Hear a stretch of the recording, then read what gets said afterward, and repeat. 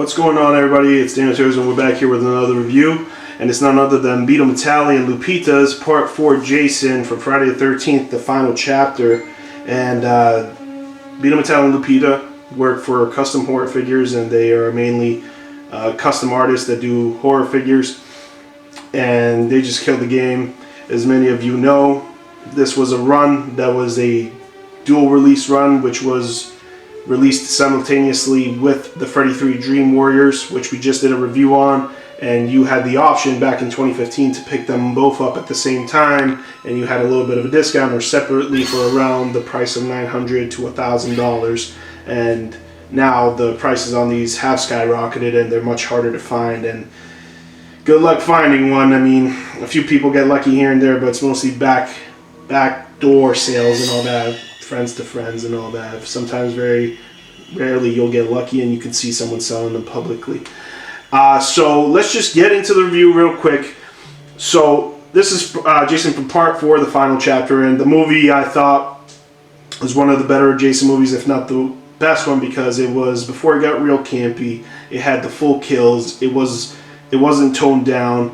You know, there were some inconsistencies in the stories and the aesthetics of Jason, because from part 3 to this movie, Jason, you know, got completely longer fingernails. He had, you know, a completely different face, and grew out some hair on the back of his head. And, you know, just some inconsistencies. But Tom Savini still killed the makeup effects, and I'm loving this piece. This piece is actually probably one of my favorite Beetle pieces, if not top 3. It goes Beetlejuice, Part 2 Freddy, and then this one. So I have to give a shout out to Rob Terrell for reselling this back to me after I sold it to him. You know, sometimes, you know, life gets in the way and you got to make some sales you don't want to. But, you know, Rob's such a good friend. He was blessing me with getting it back, and then I helped Rob get another one back in his collection. So let's get into the piece. So we'll start with the accessories. I'm just gonna tell you guys this accessory right now is just a Once Customs cleaver knife from the Leatherface set I got. You know, I wanted my Part 4 Jasons to wield the cleaver knife, so I had Once Customs. Once Customs absolutely killed this knife. I thought it was amazing, and I just wanted to complete the look because I sport my Leatherface with a chainsaw, so I just wanted to have this look for my Part 4 Jason.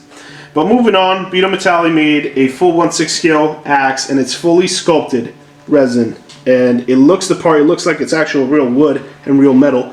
And that's how talented he is. He makes resin look like it's different elements in the wild. It's kind of insane. It's a talent that very, very few people have, but the people that do really can make some beautiful things.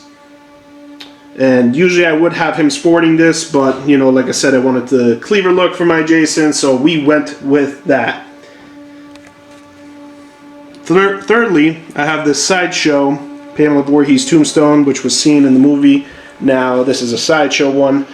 Betomatali is releasing a battle damage version of this set. An upgraded run, should I say, with new clothes, new pants.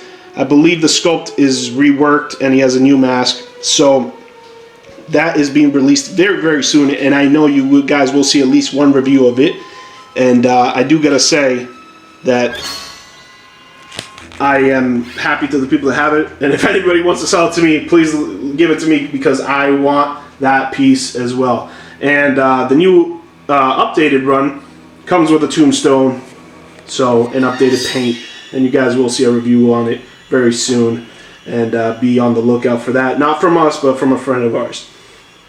Moving on, we're going to start to the base, and the base is done by Alex, who used to work or works with Betomatali at Custom Horror Figures. He's his cousin, and Alex does an amazing work.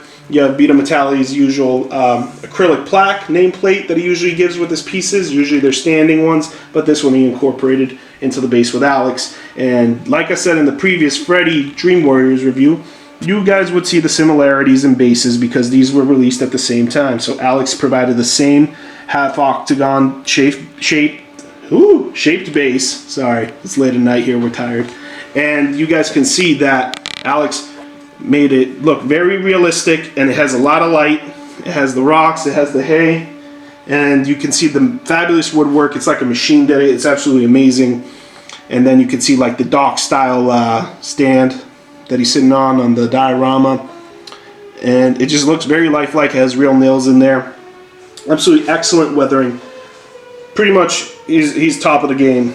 Alex can make some insane dios that accompany Beto's pieces, like the Part 6 Jason coffin and bunch more. The Ash V2 cellar base. You just can't stop it. And if you look at the back of the base, you have like a wooden dock kind of crotch grabber. So this originally came with a base, a waist holder. I wanted a crotch grabber because the waist holder, I didn't want it to damage the custom fat suit that Lupita and or Betomatali made for this set. So moving on to the boots. These are very much sculpted boots. They're custom. They're absolutely beautifully weathered, and they're top-notch quality.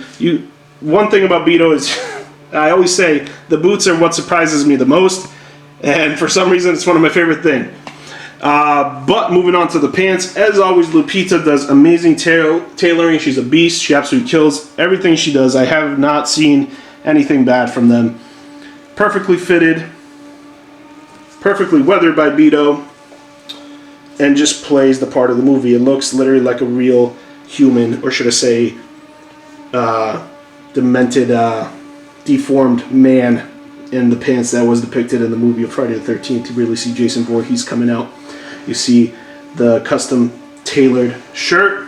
It's absolutely beautifully tailored with all the buttons, the perfect stitching on the pockets, fits the body to the fat suit perfectly, has that short arm look because Jason did have elongated arms in that movie, so it really plays the part. And then bringing you to here, you have custom sculpted hands with long fingernails, weathered beautifully, black nails. You know, you guys always know when you move your figures, it kind of rubs the paint off. That's why it's like that. Originally, Beto had this painted, so it's not on him. That's just me posing everything, and it eventually rubs off. Then you've got the holding hand, beautifully sculpted. I mean, Beto is no slouch at what he does. Absolutely, absolutely. Now, Beto did offer a battle damage accessory set, which came with a battle damaged hand, I believe, a battle damaged. I don't know if it came with a. I'm not too sure what it came with, but it was a battle damage accessory set that came with this piece. So we move on up to the head sculpt. Well, really, the mask, and this mask I think is the most perfect Part 4 mask. The scratches are in the right place, the weathering, the blood, the shape of the mask is absolutely perfect. A lot of people say it's a little off than that, but for me, I think it's amazing. There was one set in the run, I believe it was number 13, that had a different mask, and it was a beautiful, beautiful set as well. Had a little bit of different clothing. Michael Meeker did a review on his channel, the Horror Toy Box, where he showed off that set, and it was amazing as well.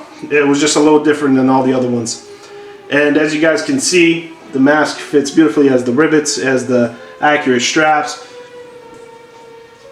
Perfectly shaped. And then we're going to reveal the head sculpt. And we have to be very careful here because this is only a face a mother would love, so we don't want to damage it even more.